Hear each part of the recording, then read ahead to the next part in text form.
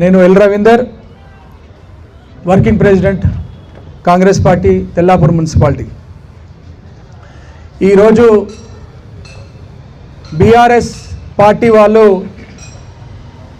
మన MIG tank సెంటర్లో relay నిరాహార దీక్ష చేపట్టడం జరిగింది.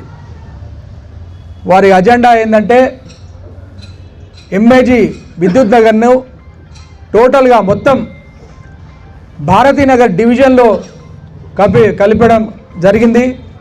ఇది తెల్లాపూర్లోనే ఉంచాలి అనే డిమాండ్తో వాళ్ళు ఈ రిలే నిరాహార దీక్ష చేపట్టడం జరిగింది.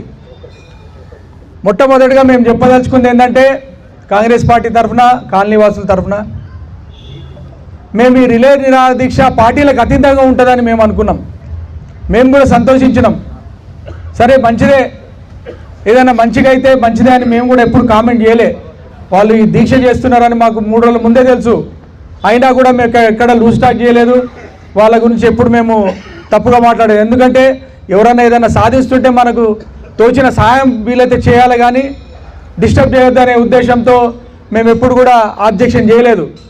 కానీ వాళ్ళు చాలా తప్పుడు ప్రచారాలు, తప్పుడు మాటలు, మొత్తము పొలిటికల్గా కాంగ్రెస్ పార్టీని టార్గెట్ చేయడము, లోకల్లో ఉన్న స్థానిక నాయకులను టార్గెట్ చేయడము మమ్మల్ని చాలా బాధ కల్పించింది.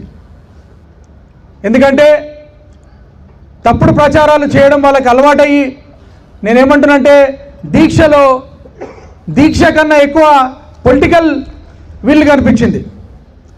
నేను ఒకటే అంటున్నా మా బీఆర్ఎస్ సోదరులకు, అయ్యా మీకు నిజంగా చిత్తశుద్ధి ఉంటే ఈ ఎంఐజీ దన్నా కాదు, ఎమ్మెల్యే క్యాంప్ ఆఫీస్ దగ్గర, జిహెచ్ఎంసీ కమిషనర్ ఆఫీస్ దగ్గర ధర్నా చేద్దాం, రండి, మేము కూడా వస్తామంటున్నాం.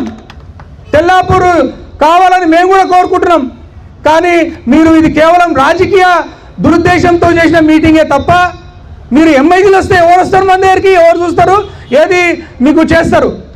ఇదే మీకు నిజాయితీ ఉంటే రండి, పోదాం, మున్సిపల్ కమిషనర్ ఆఫీస్ పోదాం, మేము కూడా వస్తాం.